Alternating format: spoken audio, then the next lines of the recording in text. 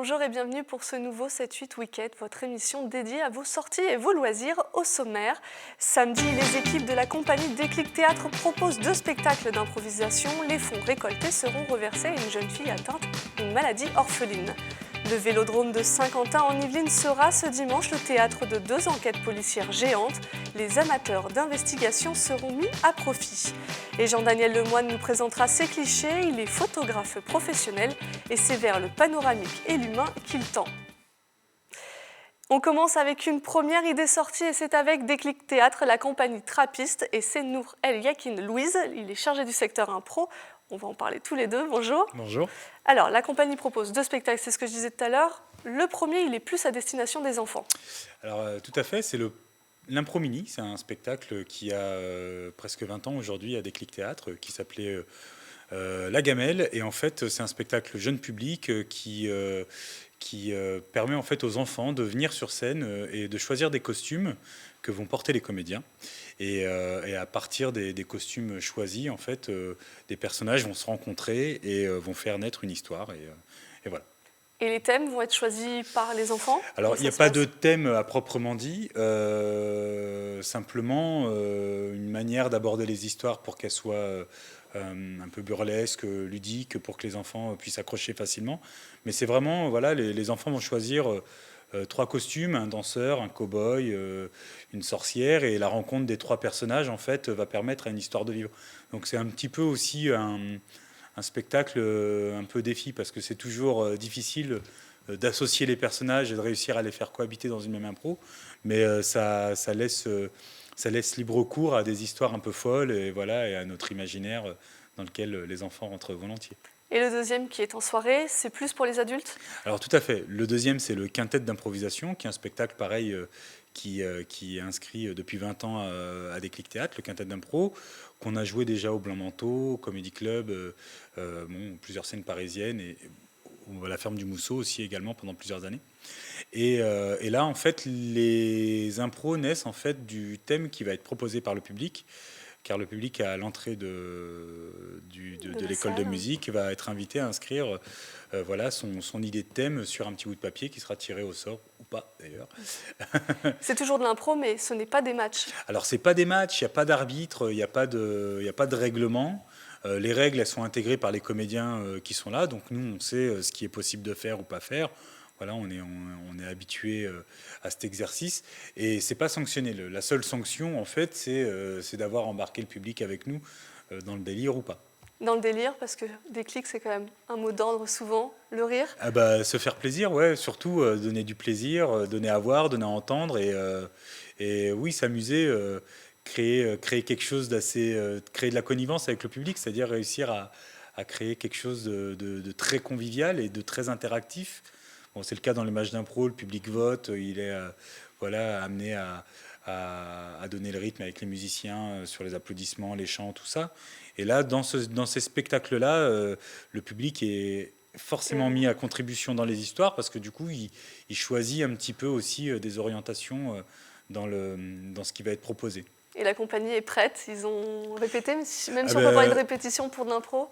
On répète beaucoup en impro, hein. Alors méfiez-vous, c'est quand même une discipline qui demande du travail, c'est pas quelque chose... alors forcément, après, il y a un travail qu'on fait plus parce qu'il y a des habitudes quand on est avec des comédiens avec lesquels on a l'habitude d'improviser. Maintenant, ça demande de répéter ses gammes comme un musicien. Il y a beaucoup d'écoute dans l'impro. Il y a comment rédiger une histoire, comment écrire une histoire en commun.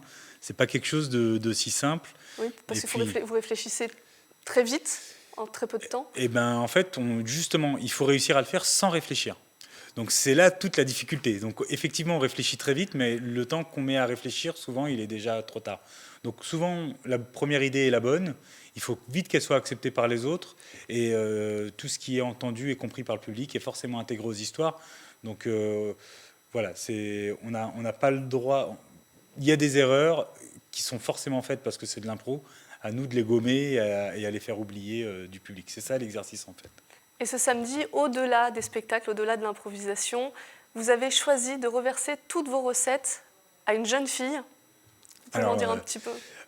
Oui, c'est une jeune trappiste qui s'appelle Marine, qui voilà, qui est atteinte d'une maladie orpheline. Et nous, de toute façon, le spectacle, on allait le faire. C'est pas, voilà, c'est 3 € l'entrée.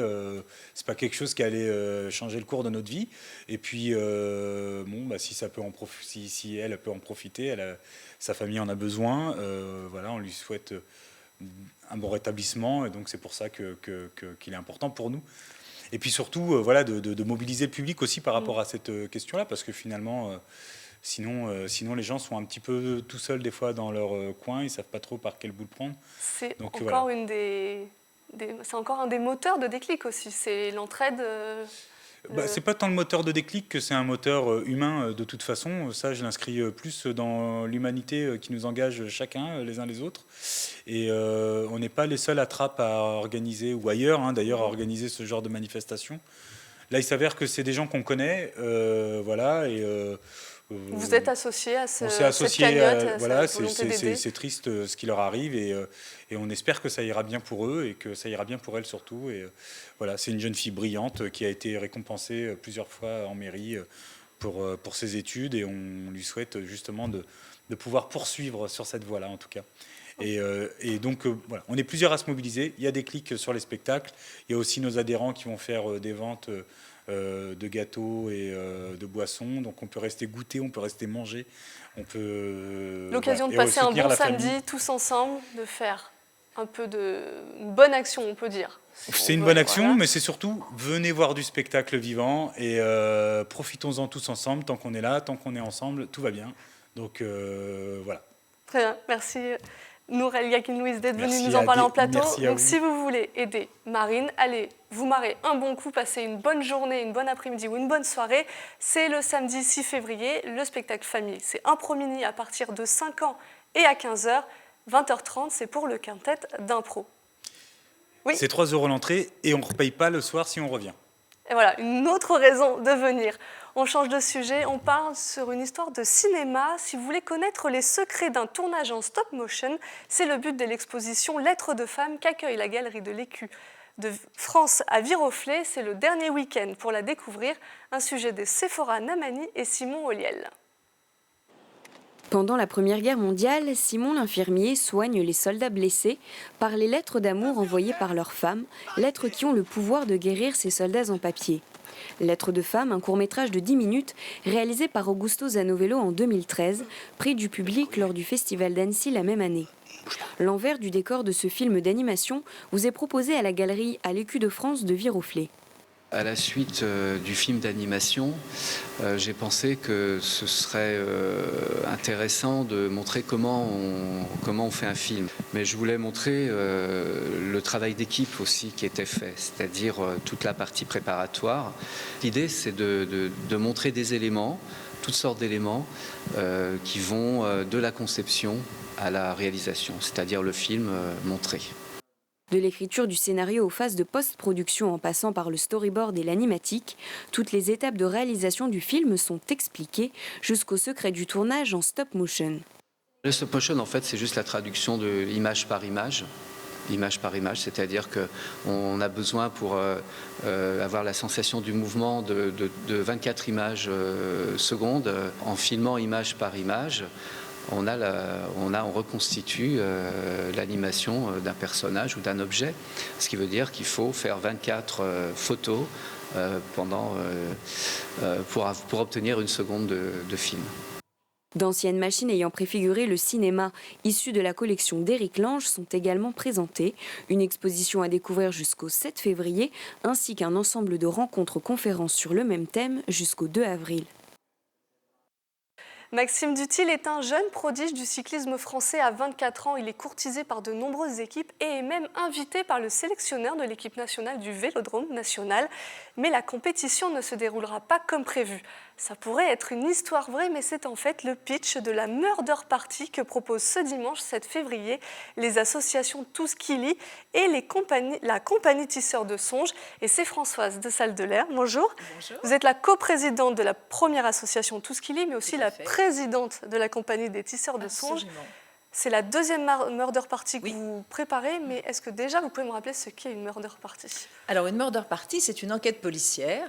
Donc on a l'habitude de se référer un peu au Cluedo parce qu'on a tous joué au Cluedo enfant. Donc c'est une enquête policière avec des personnages en vrai que l'on peut interroger, avec des indices qui sont cachés un petit peu partout. Certains indices étant des preuves, d'autres non. Donc voilà, c'est une enquête policière à résoudre et vous avez donné le pitch de l'histoire. Voilà, le Vélodrome. Pourquoi vous avez choisi ce lieu? Alors le Vélodrome nous a ouvert ses portes, ce qui est une excellente chose pour nous parce que le fait que les associations y soient attendues et accueillies, c'est vraiment très bien. Donc le Vélodrome, c'est une coïncidence de faits due à la vie interassociative qui a fait que nous avons eu contact avec l'équipe de l'événementiel du Vélodrome qui nous a proposé d'accueillir cette partie de Murder.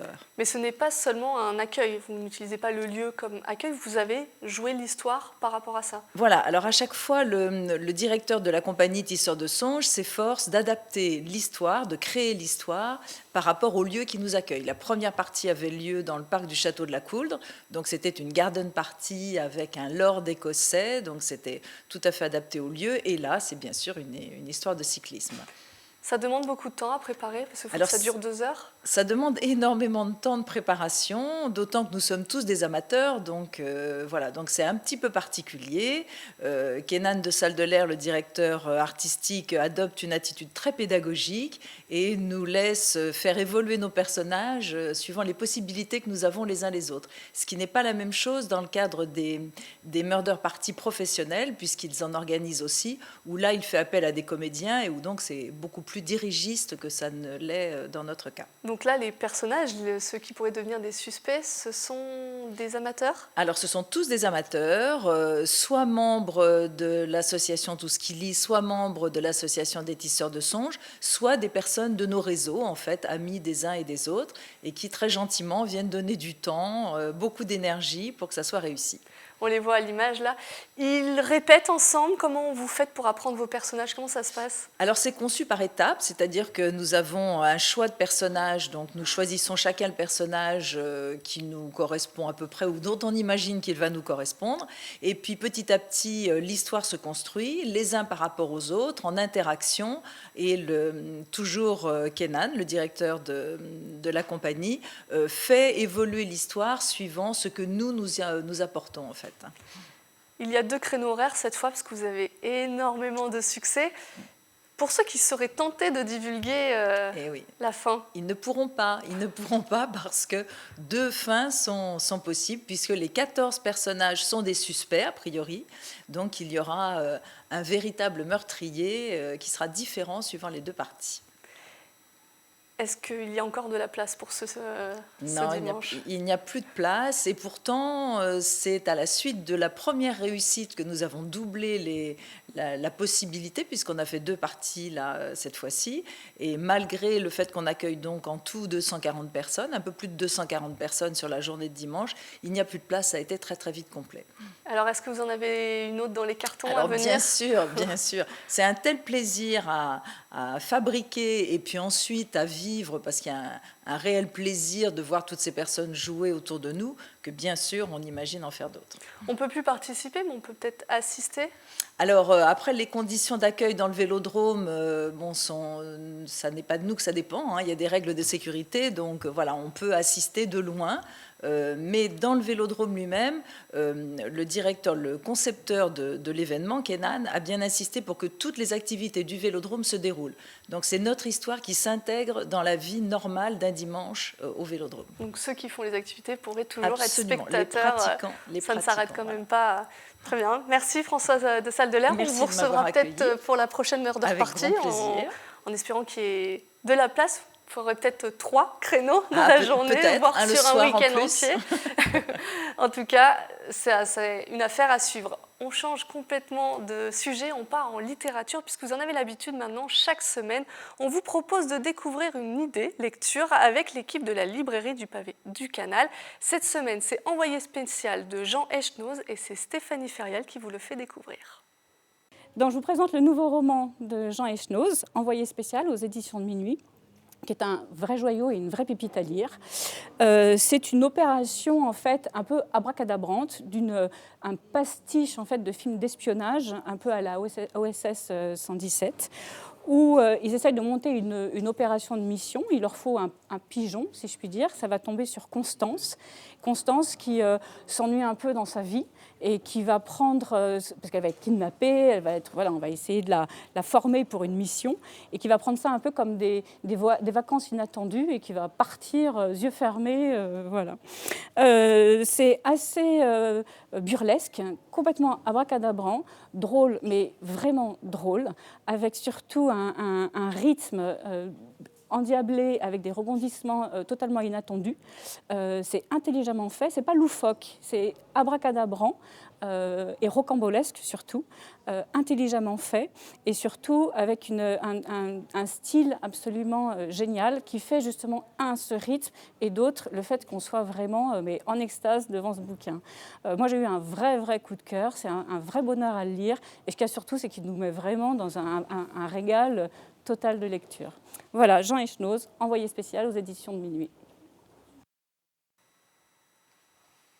Alors, on termine ce 7-8 week-end, le magazine Sorties et Loisirs, avec la découverte du travail de Jean-Daniel Lemoine. Il est photographe professionnel et il nous a rejoint en plateau. Bonjour. Bonjour. Et vous êtes accompagné, comme chaque fois, par Claude Chose, le président de l'Union régionale photographique. Bonjour. Bonjour Mélanie. Je me tourne vers vous, Claude. Cette semaine, on s'intéresse au travail de Jean-Daniel Lemoine. Pourquoi ? Écoutez, alors, Jean-Daniel est un photographe de très longue date. Je ne vous parle pas depuis quand il fait de la photo, parce que ça remonte à très loin, mais on peut dire qu'il a été un pionnier dans la photographie numérique, si vous voulez, telle qu'elle est aujourd'hui. Et Jean-Daniel est passionné par le panoramique. Donc je pense que le mieux, c'est de lui laisser la parole pour qu'il nous explique le pourquoi. Donc moi, je vais te poser tout de suite une première question. Pourquoi le panoramique, Jean-Daniel ? Peut-être qu'après de longues pratiques dans le viseur, dans le petit viseur de l'appareil photo, j'avais envie de voir plus large. Et c'est vrai que le panoramique, avec toute l'histoire de cette technique, ça m'a incité à l'explorer plus avant. J'ai donc commencé à faire des petits panoramiques, et puis après, je me suis redéployé sur des techniques beaucoup plus sophistiquées qui ont permis de faire des panoramiques dont aujourd'hui j'espère pouvoir faire des tirages de plusieurs mètres de long et plusieurs mètres de haut. Sans nécessairement rentrer tout de suite dans la technique, vous parlez de petits panoramiques. Il y a des panoramiques différents ? Dépendant des caractéristiques de l'appareil, oui, très certainement. Il faut avoir plus l'appareil est performant, plus il permettra de faire des panoramiques grands. Mais c'est vrai que, vous savez, les panoramiques, historiquement, sans remonter à très loin, au début du 19e siècle, il y avait ce qu'on appelait les panoramas. C'était des peintures qui faisaient 110 mètres de long sur 14 mètres de haut et qui étaient dans des rotondes, dont il reste d'ailleurs quelques vestiges à Paris, puisque le théâtre de Marigny est une de ces rotondes, de même que le théâtre des Champs-Élysées. Donc vous voyez, déjà à cette époque, les gens avaient soif de voir des paysages et découvrir des panoramas. Et aujourd'hui, la technique du panoramique, c'est reprendre un petit peu cet esprit d'élargir sa vue vers d'autres horizons. C'est ça, c'est ouvrir son regard autre que le 16/9e. Exactement, sortir du cadre de l'appareil photographique. Alors, on a vu passer plusieurs de vos photos à l'écran et on en a ressorti une. On va la voir à l'écran. Elle est prise dans une galerie, mais ce que je trouve très étonnant sur cette photo, que j'aimerais que vous m'expliquiez, c'est cet effet bombé 3 fois. Comment vous l'avez fait ? Alors, c'est tout simplement un endroit qui est presque fermé, c'est-à-dire un endroit où il y a un panneau de fond et 2 panneaux latéraux. Et les déformations que vous voyez sont dues, bien sûr, aux déformations de l'optique, mais pas tout à fait. En fait, c'est la réalité qui est comme ça. Nous, on voit de cette façon-là, mais l'œil rétablit, grâce à notre cerveau, l'œil et le cerveau vont rétablir la réalité de l'objet photographié. Donc, ne pensez pas que c'est une déformation de l'optique, mais c'est une vue très large qui entraîne forcément des altérations de la façon dont déperçu la réalité. Naturel. C'est naturel. Et Léonard de Vinci avait déjà, en son temps, découvert qu'il y avait des vues panoramiques qui faisaient qu'on pouvait trouver ces courbes un petit peu partout, même dans la peinture de cette époque. Jojo, je me tourne vers vous maintenant parce qu'on parlait de son goût pour le panoramique. Oui. Le travail de Jean-Daniel Lemoine, c'est aussi les gens et Voilà, le métier, et c'est c'est ça qui vous tenait à cœur. Voilà, c'est aussi ce qui nous tenait à cœur, parce que depuis que je connais Jean-Daniel, si vous voulez, il est toujours à inciter de dire que nous sommes sur une planète qui compte quand même 6 milliards d'individus, et souvent les photographes s'ingénient à faire des photos avec personne dessus. Donc c'est vrai qu'aujourd'hui nous avons le droit à l'image, mais je voudrais que Jean-Daniel nous explique un petit peu, si vous voulez, pourquoi lui, à chaque fois, il photographie les gens. Et dans les photos que vous avez vues, certainement, je connais son travail, il a fait des séries complètes en prenant les gens dans leur milieu de travail. Peut-être qu'il va nous expliquer le pourquoi. Témoigner de son environnement, c'est peut-être faire du paysage, mais le paysage, il a quelque chose de pérenne quelquefois, et dans 25 ou 50 ans, il sera toujours le même, alors que les gens, ils changent tous les jours. Et apporter ce témoignage sur la société qui nous entoure, vraiment en grande largeur, c'est vraiment une passion pour moi. J'ai presque l'impression que c'est un devoir de rendre compte de toutes ces personnes, de tous ces groupes, de commerçants, d'associations. C'est ça qui est passionnant, c'est de figer à un instant donné une vue sur la société actuelle. Et vous les faites poser par contre? Alors, oui et non. En fait, je leur demande de ne pas trop bouger, sans qu'ils posent, je leur demande de ne pas se déplacer, car effectivement, le panoramique étant fait de plusieurs vues placées côte à côte, et ce serait catastrophique s'il bougeait entre deux vues. On parlait des gens, notamment, il y a aussi une photo, si je ne me trompe pas, elle a été prise au marché de Versailles. Oui. On va la voir à l'écran, j'aimerais que vous m'en parliez un petit peu de cette photo. Alors, au marché de Versailles, il y a ces commerçants qui sont formidables, ils sont là, ils sont accueillants. Et j'ai fait le tour du marché de Versailles pour aller à leur rencontre et leur proposer de faire une photo de leur boutique. C'est vrai que ce n'est pas très large. Alors, avec un appareil traditionnel, c'est pratiquement impossible de rendre compte de la totalité de ces boutiques. Mais avec l'appareil panoramique, le miracle fait que, sans avoir beaucoup de recul, on est capable de rendre compte de façon, de faire un inventaire. Il ne s'agit pas de rendre compte de la réalité des lignes, mais de faire un inventaire. En fait, vous donnez la réalité du lieu, même si l'image paraît déformée. Voilà, exactement. Chaque objet est là, et le panoramique a quelque chose d'indiscret, quelque part, parce que quand on regarde les photos et qu'on les agrandit on arrive à trouver des détails qui reflètent vraiment la condition sociale dans laquelle on se trouve, de l'environnement dans lequel on se trouve. Et c'est très, très indiscret comme appareil, parce que les gens ne se rendent pas compte qu'ils se montrent au fond. Alors, on a beaucoup parlé du résultat, on a regardé les photos. Moi, j'aimerais qu'on parle un peu technique aussi, parce que le panoramique, on connaît tous avec nos téléphones, on l'a tous fait. C'est pas toujours très propre. Comment vous le travaillez, vous ? Je suis pas très loin de la technique du téléphone. Je prends mon appareil et je vais le faire tourner sur lui-même, de façon à ce que le plan focal des vues successives se retrouve sur un cylindre. Et en fait, c'est le développé de ce cylindre qui va constituer l'image finale. Le smartphone ou les appareils numériques aujourd'hui, en les faisant tourner, on obtient exactement ce résultat-là.